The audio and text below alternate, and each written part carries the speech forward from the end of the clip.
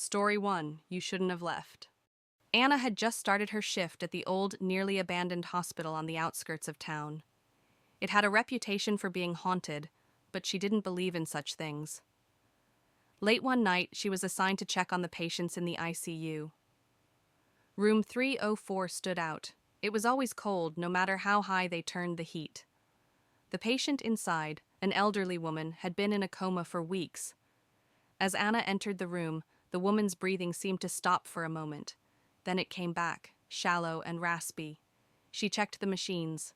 Everything was normal. But as she turned to leave, she heard a voice, faint but clear. "Help me!" Anna spun around. The woman's eyes were wide open, staring directly at her. But there was something wrong. They were milky white, and the woman's lips didn't move. Anna froze as the voice repeated, louder this time. "Help me! Get out!" The machines flatlined. The woman's hand shot out, grabbing Anna's wrist with cold, bony fingers.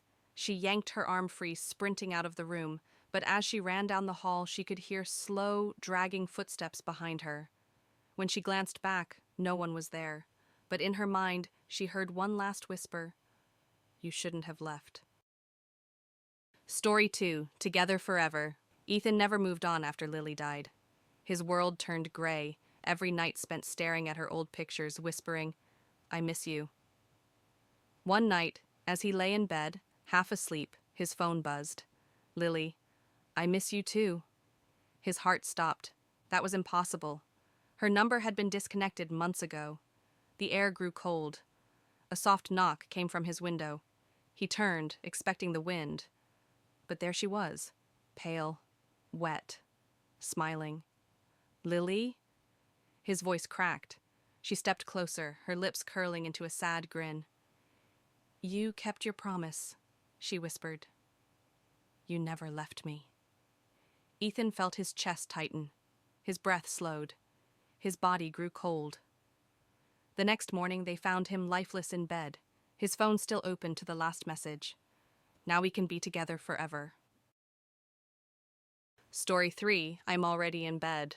I was babysitting little Emma for the first time. Her parents had warned me she sleepwalks, so when I heard soft footsteps around midnight, I wasn't surprised. "Emma, let's get you back to bed," I whispered, turning the corner. But she wasn't there. The footsteps continued upstairs. Following the sound, I reached her bedroom. She was fast asleep in bed. The footsteps stopped. Then, from the hallway behind me, a small voice giggled. "But I'm already in bed." Story 4: Young Love. Lena and Daniel sat at the edge of the abandoned bridge, their fingers intertwined, the cold wind howling around them. "No one understands us," Lena whispered. "They never will," Daniel said, pressing his forehead against hers, "but we'll always have each other." Below them, the river roared, black and endless. They had made their choice. If the world wouldn't let them be together, they would escape it. Hand in hand, they stood, staring into the abyss. "On 3, Lena said, her voice trembling. 1, 2. Before she could say 3, Daniel's grip vanished. She gasped. He was still beside her, holding her hand, his eyes wide with terror. But their feet were still on the bridge. Something else had jumped before they did. A whisper rose from below. "You were never alone." And then, cold fingers wrapped around their ankles, and they vanished.